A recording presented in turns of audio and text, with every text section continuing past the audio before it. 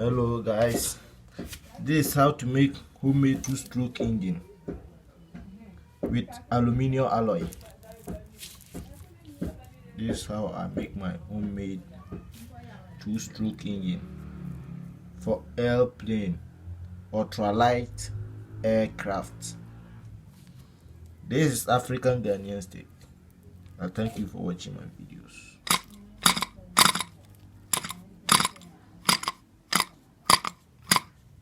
Look at it.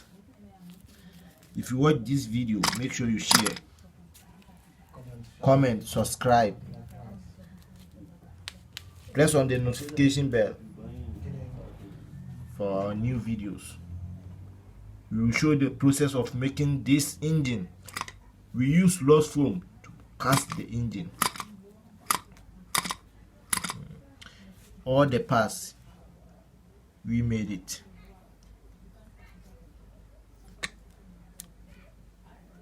God bless you for watching my video. Thank you.